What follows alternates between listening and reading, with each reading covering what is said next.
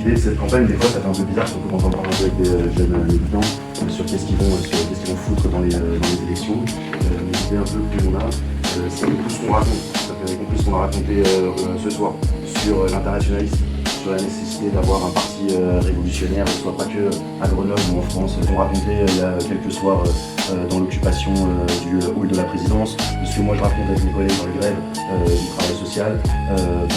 Ça en fait on a envie que ça ne reste pas sur la touche. C'est quelque chose qu'on va défendre du coup pendant ces élections et bien évidemment qu'on continuera après sans aucune illusion. Ce qu'on va mettre quand même au cœur de tout ce que le camarade a décrit, mais c'est la question de l'indépendance de classe.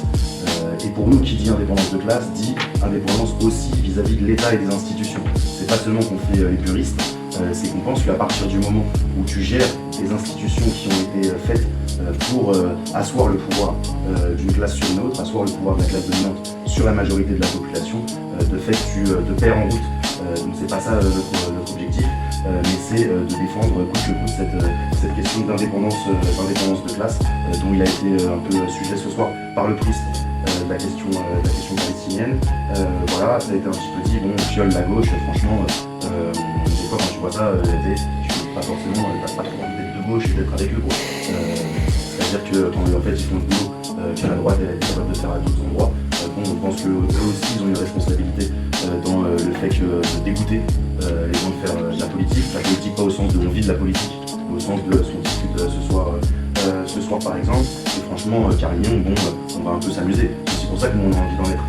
C'est pour dire, la gauche va aller au pouvoir, parce qu'en fait c'était le NFP, mais même sans le PS, la mairie de Grenoble. Donc ce que vous faites, franchement, ça ne permet pas d'améliorer les conditions des classes populaires, de la jeunesse, mais aussi, quand tu as un Carignon en face de toi, tu as envie, alors c'est même pas qu'il a détourné de l'argent, il a été corrompu à hauteur de 7 millions, corrompu par en fait des entrepreneurs, comme ils disent, mais des capitalistes comme nous, on les appelle, quoi.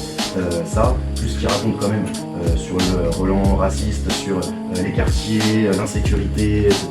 Moi je travaille tous les jours dans les quartiers populaires. Ce qu'on veut raconter sur la réalité de ces quartiers, c'est un peu autre chose que Pampan, du shit et ça fait peur à la mamie, quoi. La réalité en fait de notre classe, la réalité de la classe ouvrière dans ces quartiers qui subit de manière encore plus violente ce qu'on subit à l'échelle de la société. Deux derniers petits trucs. Il y a des luttes qui existent, on en a parlé, il y a celles sur les licenciements, à TSR, comme il y a eu Vendrex, comme il y a eu Arkema, les mobilisations qui existent dans les facs, dans les lycées, mais il y a aussi des mobilisations qui pour nous ne sont pas extérieures au monde du travail, qui sont les mobilisations des mal logés, qui sont les mobilisations des mineurs non accompagnés. Il y a une collectif qui s'appelle l'Oasis des jeunes, qui se battent, alors, moi je suis éduque, c'est incroyable, ils se battent pour avoir le droit d'aller à l'école, pour avoir le droit d'avoir des droits. Pourquoi? Parce qu'il y a une politique raciste qui est appliquée, qui consiste à ne pas les reconnaître mineurs. Voilà. Donc ces jeunes-là, ils se battent. Nous, ce qu'on a envie, c'est de... alors, ça fait un peu grande gueule, on va pas être leur porte-parole, de toute façon, ils en veulent. On espère qu'ils se saisiront de notre campagne. Pareil pour les camarades qui militent sur les questions de mal logement, on a aussi envie de mettre ces questions-là sur la table. Et en fait, si tu ne participes pas aux élections, en fait, tu n'as pas le droit à la parole. Et tu es complètement marginalisé. Donc on pense que, c'est pas je finis sur ça, c'est pas un petit défi. C'est-à-dire qu'on va avoir besoin de tout le monde.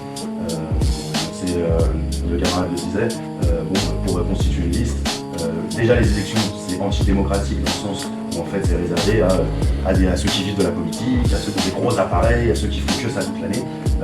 Mais voilà, 62 000, vous voyez, qui se disent on accepte d'être avec Baptiste et ses camarades, on accepte d'avoir ce marqueur d'indépendance de classe, on accepte de faire une campagne en fait communiste révolutionnaire. Voilà, c'est fait aussi un peu pour faire en sorte qu'il n'y ait que les grosses organisations et les grosses machines qui fassent ça. Donc c'est pas seulement, non seulement on a envie de vous convaincre de militer avec nous, mais on a aussi envie, même si vous n'êtes pas exactement là, de vous convaincre que la voie qu'on peut avoir dans ces élections-là, elle aura une utilité pour ça. L'indépendance de classe, l'intransigeance vis-à-vis du racisme, des politiques antisociales, et pas brosser les gens dans le sens du poil, vote pour moi, t'inquiète que je te rends la vie heureuse, non, lutte avec moi et t'auras une vie meilleure, et c'est ça qu'on veut exprimer dans ces élections.